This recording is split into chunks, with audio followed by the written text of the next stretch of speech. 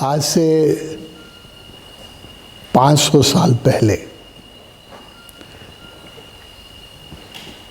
15वीं शताब्दी, 16वीं शताब्दी और 17वीं शताब्दी तक 200 साल के बीच में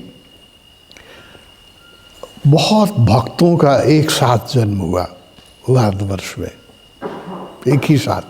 ये भी बड़ा आश्चर्य है, ये पता नहीं कौन इसको नियंत्रित करता है। जैसे 2500 साल पहले एक ही साथ बहुत इनलाइटेंड, इंडिया में ही नहीं सारी दुनिया में, नेपाल में ही नहीं सारी दुनिया में जन्म लिए।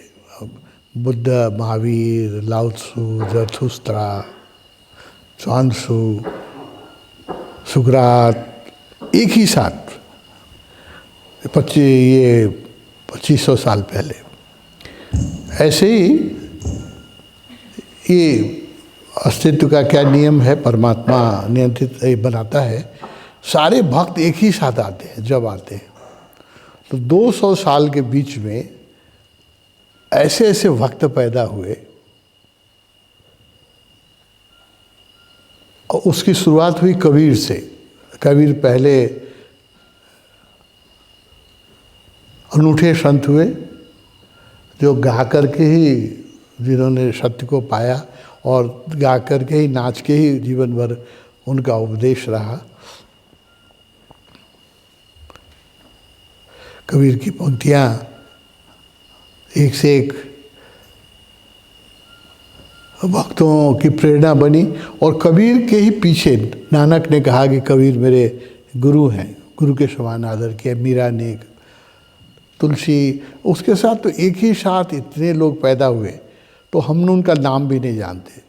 भगवान की एक ऐसी लीला है कि उन्होंने सारे बुद्ध पुरुषों पर तो चर्चा की ही, लाओ त्सु, च्वांगत्सु, जरथुस्त्रा पर तो चर्चा की ही, प्रवचन माला दिए, ज़ेन मास्टर जिसका हम नाम भी नहीं कभी सुनते। ऐसे भक्त जिनको भुला दिया था संसार ने, जिनकी कोई याद नहीं थी, हिंदुस्तान में भी लोग उनको भूल गए थे, ऐसे सारे संतों को फिर से जीवंत किया भगवान ने।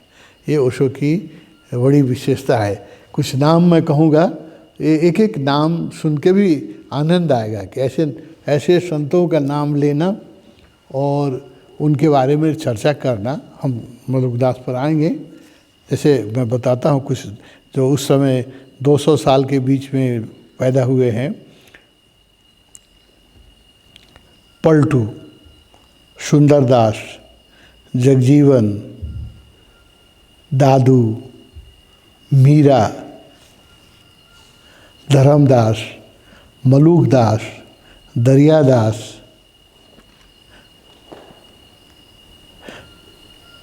नानक, दयाबाई, सहजोबाई, चरणदास, रज्जब, वाजिद, यारी, दूलन, लाल, भीखा, रैदास, गुलाल, ऐसे संतों का हम तो नाम भी नहीं सुने थे। और हिंदुस्तान में भी जो लोग भक्ति मार्ग के हैं उनको भी सबको नहीं पता होगा।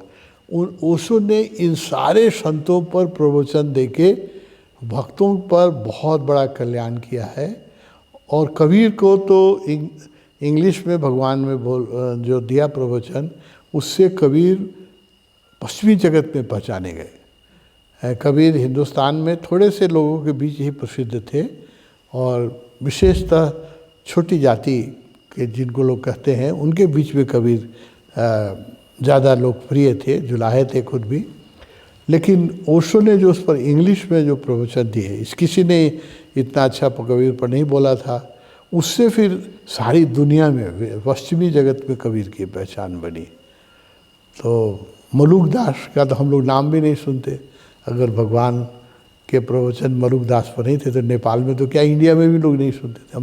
मैं तो, मेरी पढ़ाई तो इंडिया में हुई है और भक्ति और धर्म का मैं खोज ही रहा हूँ। लाइब्रेरी में ही सोता था, बहुत पढ़ा है, लेकिन कहीं मैंने मलुकदास का नाम नहीं सुना। भगवान से पहली बार सुना। तो ये तो भगवान का बहुत बड़ा कंट्रीब्यूशन है। कि सारे भक्तों को उन्होंने जीवंत किया। अब मलुकदास की एक युक्ति बहुत पॉपुलर रही है, वो है अजगर करे न चाकरी, पंछी करे न काम। मतलब अजगर सांप जो होता है वो सोया रहता है, बहुत मोटा होता है, वो ज़्यादा चलता फिरता भी नहीं, एक जगह सोया रहता है, थोड़ा बहुत अपने आसपास थोड़ी क्षेत्र में घूमता है। तो मलुक ने कहा कि अजगर करे न चाकरी, पंछी करे न काम। जो पक्षी हैं वो तो कोई ऑफिस नहीं जाते हैं, कोई उपार्जन के लिए कोई व्यापार नहीं करते हैं। तो मलुक ने इसको देखा कि अजगर करे न चाकरी, पंछी करे न काम, दास मलुका कह गए सबके दाता राम। सबको भगवान खिलाते हैं, सबको खाना पीना। इस अस्तित्व में सिर्फ मनुष्य ही ऐसा एक प्राणी है जो अभी करीब 15% मनुष्य संसार में ठीक से 2 टाइम नहीं खाते हैं, भूखे रह जाते हैं। बहुत बड़ी संख्या है। 10 से 15% बड़े व्यक्ति को ठीक से खाना नहीं मिलता है ना, 2 टाइम खाना नहीं मिलता है, भूखे सो जाना पड़ता है। अदरवाइज क्योंकि मनुष्य ने एक ऐसी सभ्यता विकसित कर ली है, ऐसा एक सिस्टम, इकोनॉमिकल सिस्टम विकसित कर लिया है जिसमें लोग भूखे सो जाते हैं। अदरवाइज इस जगत में करोड़ों जीव हैं, जंतु हैं, इतने जानवर हैं, इतने पक्षी हैं, इतने कीड़े मकोड़े हैं, सबको भोजन मिल जाता है, सबको पानी मिल जाता है, सबकी व्यवस्था हो जाती है। मनुष्य ही क्यों भूखे, भूखमरी सिर्फ मनुष्य में है। कोई भी प्राणी भूखा नहीं मरता है, सिर्फ मनुष्य ही भूखा मरता है। क्यों? क्योंकि हमारी व्यवस्था, हम जो व्यवस्था करते हैं वो अप्राकृतिक है, और सारे प्राणी जो हैं वो प्राकृतिक व्यवस्था में जीते हैं। तो मलुक के बारे में भगवान ने 2 प्रवचन माला दी। एक तीसरे प्रवचन माला का नाम ही उन्होंने रखा सुमिरन मेरा हरि करे। उसमें उनके प्रश्न लिए।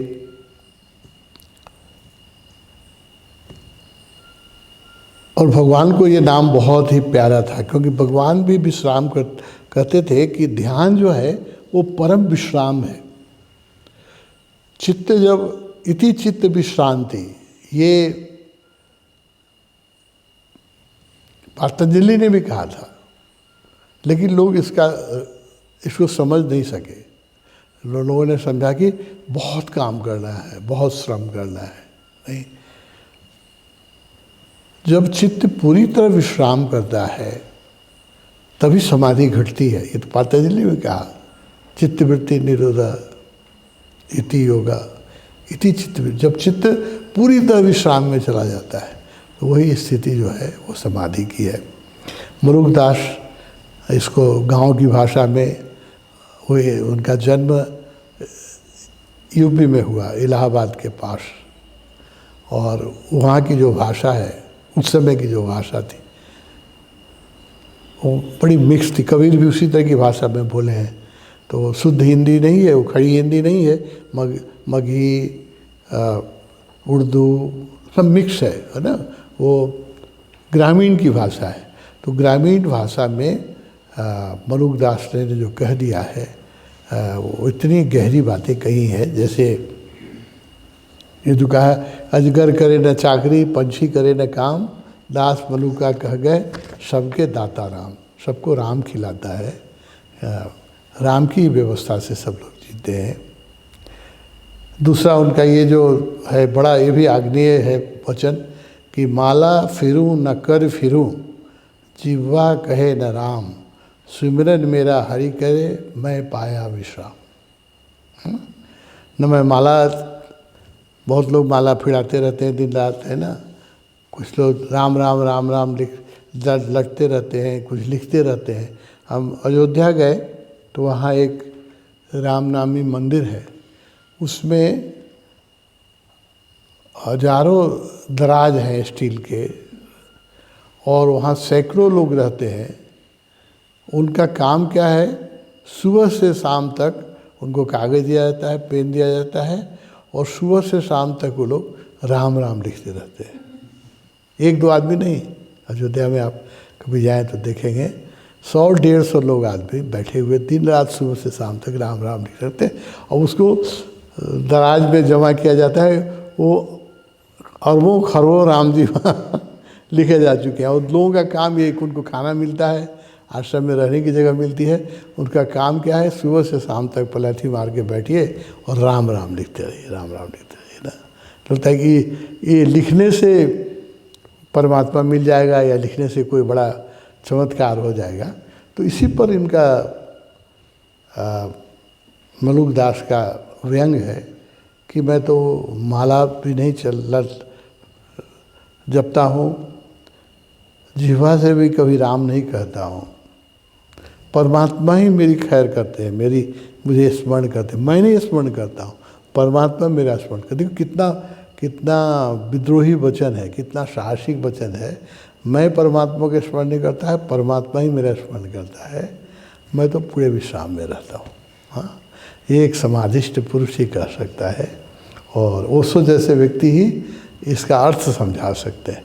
लोग इसके अर्थ के अनर्थ कर दिए, जैसे अजगर करे न चाकरी, पंछी ने करे न काम। इस पर सारे लोगों ने लिखा कि आलसियों का वचन है और इससे आलस्य बढ़ेगा और ये वचन को मिटा देना चाहिए। और जितने लोगों ने ओशो के पहले कहा, सब ने इसका विरोध किया, लेकिन ओशो ने इसकी ऐसी व्याख्या की, वैज्ञानिक व्याख्या की कि पक्षी ऐसा नहीं कि चुपचाप बैठा रहता है, सुबह से वो भी तो अपना घोंसला बनाता है, उड़ता है, आहार खोजता है ना, काम करता है, लेकिन उसके काम में एक कोई तनाव नहीं है ना। अजगर भी तो अपना वो तो खोजता है, अपना आहार तो खोजता है, घूमता है, ऐसा नहीं कि बैठे बैठे रहता है, लेकिन उसमें कोई तनाव नहीं है, कोई उत्तेजना नहीं है, कोई इनसिक्योरिटी नहीं है। वो जानता है कि परमात्मा खाना भेज देगा, है ना। तो उस भाव से अगर सन्यासी जिए, ये काम चोरों के लिए नहीं है, भगवान ने बार बार कहा ये काम चोरों के लिए नहीं, आलसी लोगों के लिए नहीं है, ये ऐसे लोगों के लिए जिन पर परमात्मा पर पूर्ण विश्वास है।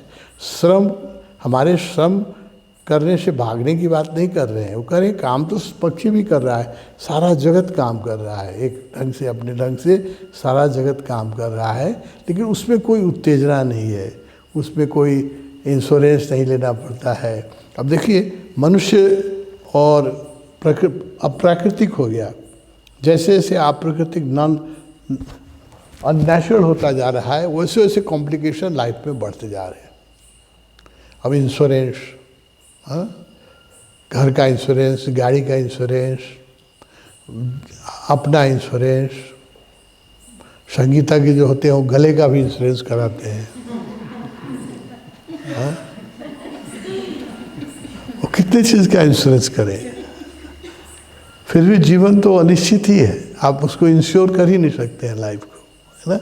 एक भ्रम है, इतना अस्वाभाविक जो जीवन है उसमें अब मलुकदास को समझना बड़ा मुश्किल है ना। मलुकदास के कुछ पद जो मुझे बहुत अच्छे लगते हैं। मांसाहारियों के लिए मलुकदास ने कहा, पीड़ सबन की एक सी, मूर्ख जानत नहीं। सबका दुख एक ही समान है, मूर्ख नहीं जानते हैं। कांटा चुभे पर पीर होए, अगर चलते हैं एक कांटा चुभ जाता है तो कितना दुखता है, रोते हैं, चिल्लाते हैं, कांटा को निकालते हैं। वही लोग गला काट को वही खाए, दूसरे जानवर को गला काट के खाते हैं, उसमें उनको पीड़ा नहीं दिखाई पड़ती है, अपने कांटा गड़ जाए तो पीड़ा लगती है ना। तो दूसरे का पीड़ा भी समझना चाहिए। एक उनकी पंक्ति है जो मुझे बहुत मीठी अच्छी लगती है, जब आए तुम जगत में तब हंसिया सबको। जब हम लोग जन्म लिए तो परिवार के लोग बड़े खुश होते हैं, बच्चे जब जन्म लेते हैं तो परिवार के लोग बड़े खुश होते हैं। अब तुम ऐसी कर चलो, तुम्हारे जाने के बाद लोग न हंसे रोएं, हैं। अब तुम ऐसी कर चलो, पीछे हंसी न होए। तुम जन्मे थे लोग हंसे थे, तो समझ में आता है, लेकिन ऐसी करनी करो कि मरने के बाद लोग तुम्हारे नाम लेके ना हंसे, रोएं तुमको याद करके। कबीर ने भी ऐसा, कबीर के भी ऐसे लाइन थे। हाँ हाँ,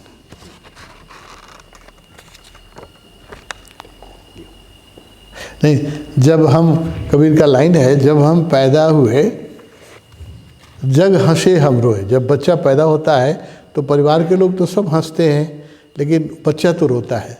तो कबीर ने कहा कि जब हम पैदा हुए जग हंसे हम रोए, ऐसी करनी कर चले हम हंसे जग रोए। लेकिन ऐसा मैंने काम किया, ऐसी साधना की कि मरते समय मैं हंसता हुआ जाऊंगा और लोग रोएंगे, है ना। जब मैं जन्म लिया था तो लोग हंसते थे, मैं रोता था।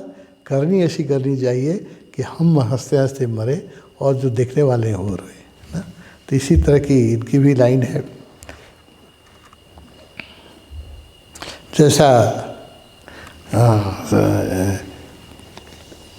मलुकदास ने कहा कि माला फिरे न कर फिरूं, जिव्या कहूँ न राम, सिमरन मेरा हरि करे मैं पाया विश्राम। कितना विद्रोही वचन है कि परमात्मा में मुझे याद करता है, मैं क्यों परमात्मा को याद करूं, मैं तो पूरे विश्राम में बैठा हूँ। ये कोई बहुत विद्रोही संत और बहुत आत्मविश्वास का आदमी ही कर सकता है ना। कबीर ने भी ठीक ऐसा ही कहा था। कबीर ने कहा, कबीरा मन निर्मल भया जैसे गंगा नीर। कबीर कहते हैं मेरा मन पवित्र हो गया जैसे गंगा की पानी पवित्र है। कबीरा मन निर्मल भया जैसे गंगा नीर, अब पाछे लागे हरि फिरे कहत कबीर कबीर। अब परमात्मा ही मेरे पीछे लगा हुआ है और कबीर कबीर। पहले मैं परमात्मा को बुलाता था, कहीं दिखता नहीं था, सुनता नहीं था। अब जब से मेरा मन निर्मल हुआ तब से पाछे लगे हरि फिरे, परमात्मा ही मेरे पीछे लगा हुआ है और कबीर कबीर करता है। ये ऐसे संत ही कर सकते हैं, इस आत्मविश्वास के साथ परमात्मा को भी पीछे लगा देते हैं, है ना।